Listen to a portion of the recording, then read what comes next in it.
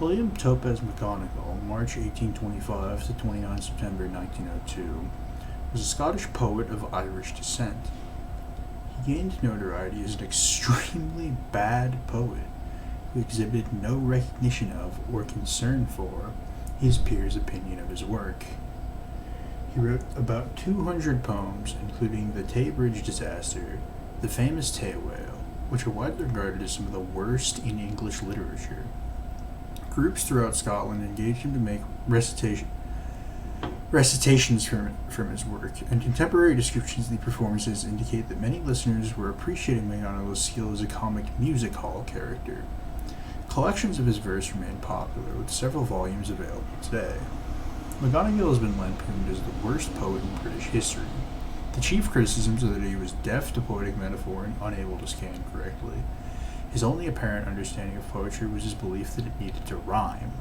McGonagall's fame stems from the humorous effects these shortcomings are considered to generate in his work. Scholars who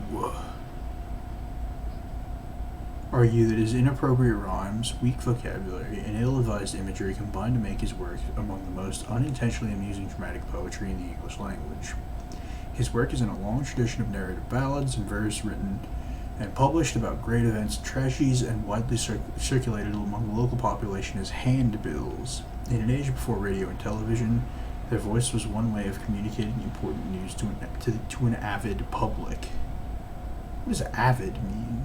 That doesn't seem right to me. I didn't do the things I said I would do in the last video. I know what avid means, but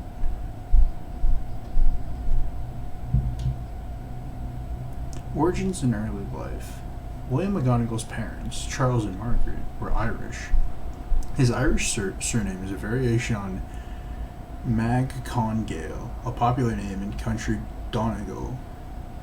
Throughout his adult life, he claimed to have been born in Edinburgh, given his year of birth variously as 1825 or 1830.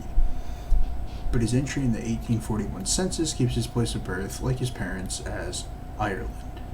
Biographer Norman Watson suggests that McGonagall may have falsified his place of birth, as a native-born Scotsman would be better treated under the Poor Law of 1845 than one born in Ireland. By looking at census, marriage, and death records, David Phillips identifies 1925 as the most likely birth date. The McGonagall family moved several times in search of work, possibly spending time in Glasgow and on South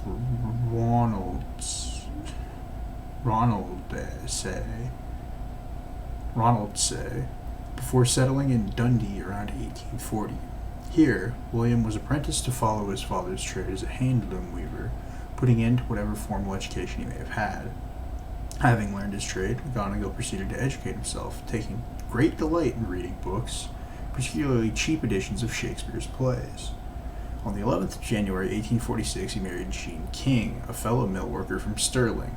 Together they had 5 sons and 2 daughters. Despite the Industrial Revolution slowly making weavers obsolete, McGonagall appeared to prosper, as there was still need for skilled workers to perform tasks of great complexity. Whilst working the loom, McGonagall would entertain his shopmates with recitations from Shakespeare. On one occasion, they paid a local theater owner to allow him to appear in the title role in a production of Macbeth. Convinced that the actor playing Macduff was envious of him, McGonagall refused to die in the final act. For this performance, the Book of Heroic Failures awarded him the title of the Worst Macbeth, as well as Worst British Poet. He had Worst British Poet before he wrote a name that's a poem? That is crazy. The turning point in McGonagall's life came in June 1877. Work as a weaver had become more difficult to find, as his eldest daughter had shamed the family by giving birth to an illegitimate child. At this point, he was seized with a new inspiration. This is from him, I suppose. I seemed to feel as if it were a strange kind of feeling stealing over me, and remained so for about 5 minutes. A flame, as Lord Byron had said, seemed to kindle up in my entire frame, along with a strong desire to write poetry, and I felt so happy, that I was inclined to dance. Then I began to pace backwards and forwards in the room, trying to shake off all thought of writing poetry, but the more I tried, the more strong the sensation became. It was so strong, I imagined that a pen was in my right hand and a voice crying, "Write! Write!" His first poem, an address to the Reverend George Gilfillan, displaying the hallmarks that would characterize his work. Gilfillan, himself an untrained and poorly reviewed polemic Presbyterian preacher. I know that word. I don't know why I'm Presbyterian. I've fucking seen a Presbyterian church, bro. Who occasionally dabbled in poetry, commends admiringly, "Shakespeare never wrote anything like this. This shit ain't like Shakespeare wrote it." McGonagall realized that if he were to succeed as a poet, he required a patron, and wrote to Queen Victoria. He received a letter of rejection written by a royal functionary thanking him for his interest. McGonagall took this as praise for his work. During a trip to Dunfermline in 1879, he was mocked by the Chief Templar at the International Organization of Good Templars. Good Templars. I hope they're good. Of which McGonagall was a member, who told him his poetry was very bad. McGonagall told the man that it was so very bad that Her Majesty had thanked McGonagall for what the Chief Templar had condemned. The letter gave McGonagall confidence in his poetic abilities, and he felt his reputation could be enhanced further if he were to give a live performance before the Queen. In July 1878, he walked from Dundee to Balmoral, a distance of about 60 miles, over mountain and terrain and through a violent thunderstorm to perform for Queen Victoria. When he arrived, he announced himself as the Queen's poet.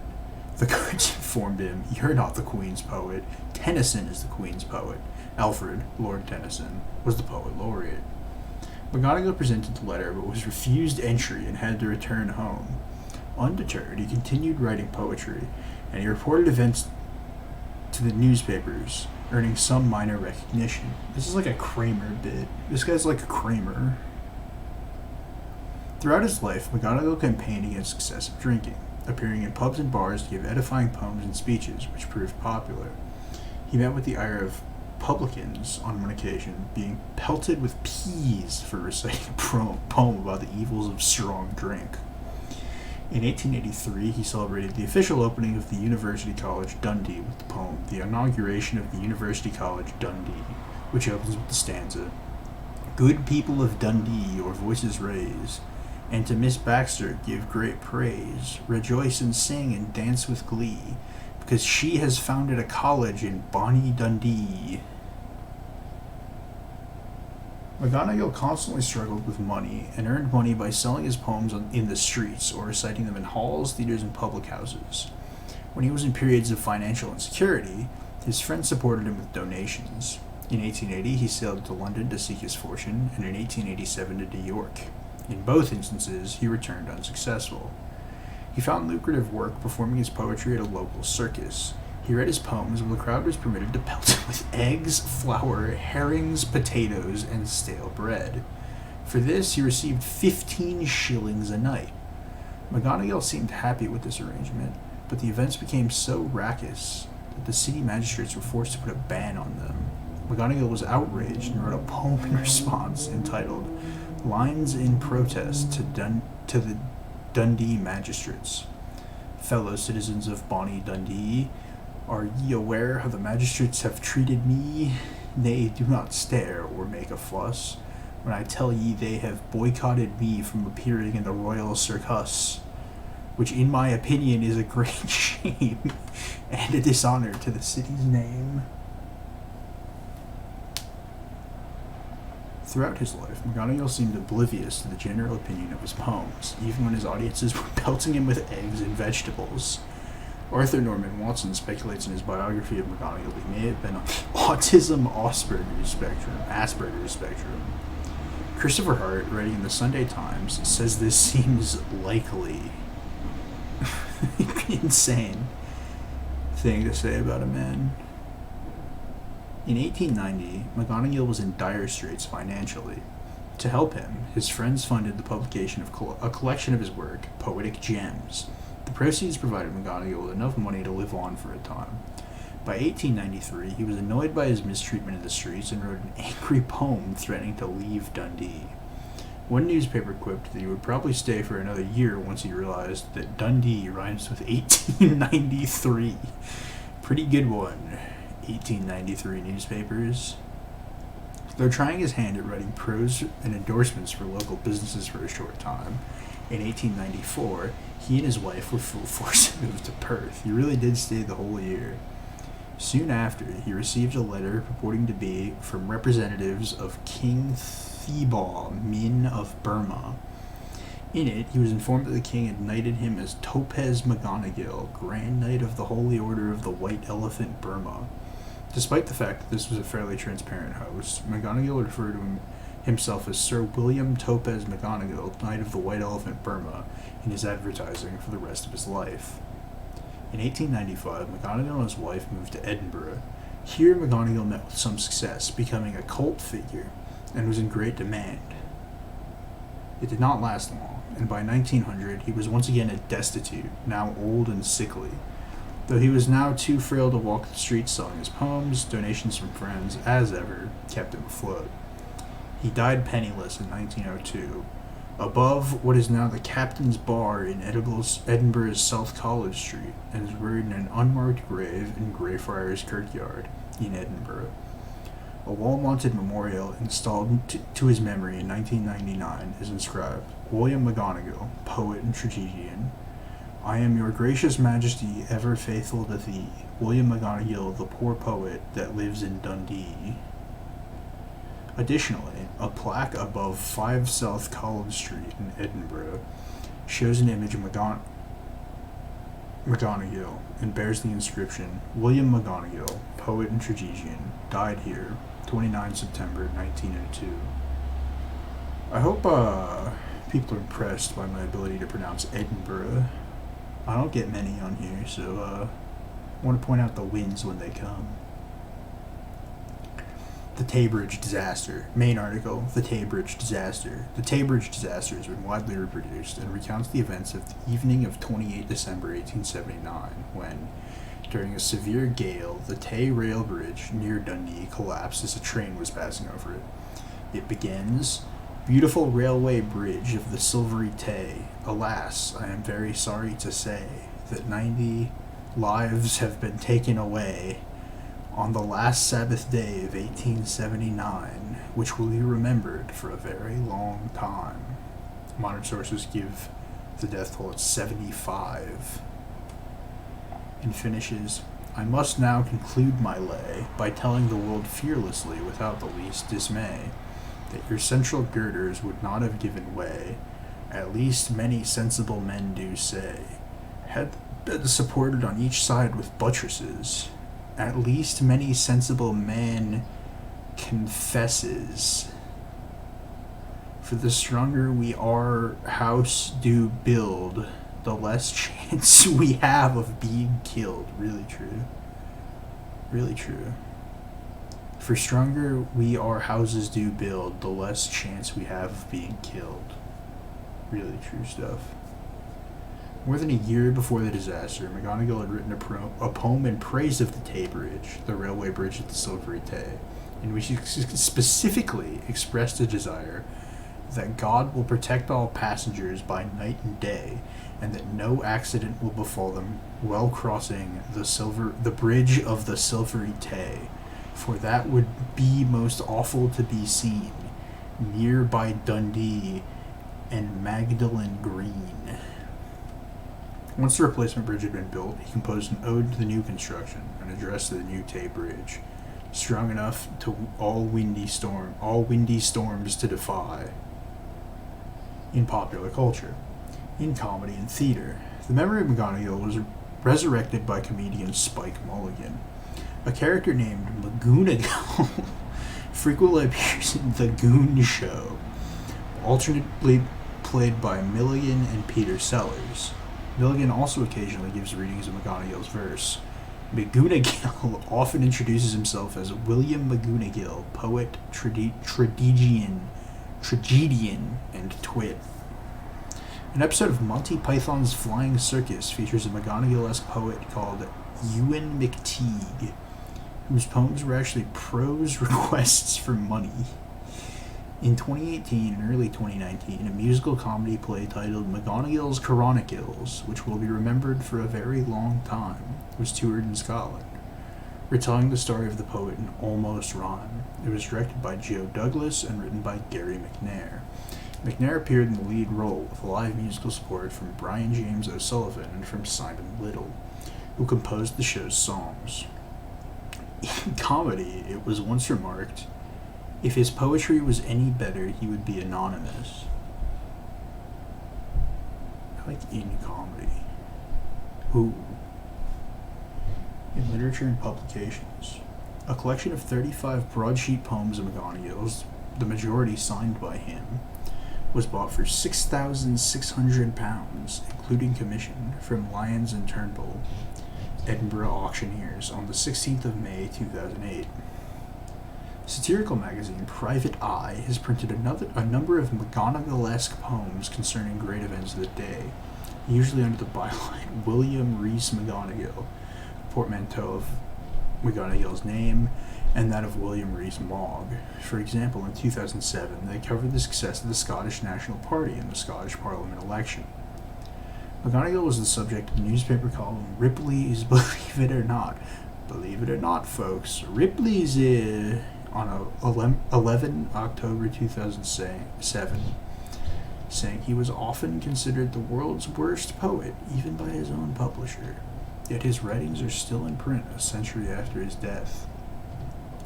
Milligan further recounted McGonagall's life story in the pastiche novel William McGonagall, The Truth at Last, co-written with Jack Hobbs. I'm going to comment on this. I used to think Ripley's Believe It or Not was like, some of them were fake and some of them were true, and you had to like figure it out. Because it's like, ooh, believe it or not. And like, I guess I'm just supposed to always believe it. It's kind of stupid, ? Anyway, in The Wee Free Men by Terry Pratchett, the Mac Mag Feegle have a battle poet, or Gonaghy, who repels the enemy through the awfulness of his poetry. Training up a successor, the old bard congratulates the young one. That lad, he said proudly, was some of the worst poetry I have heard for a long time. It was offensive to the ear and a torture to the soul. A very commendable effort.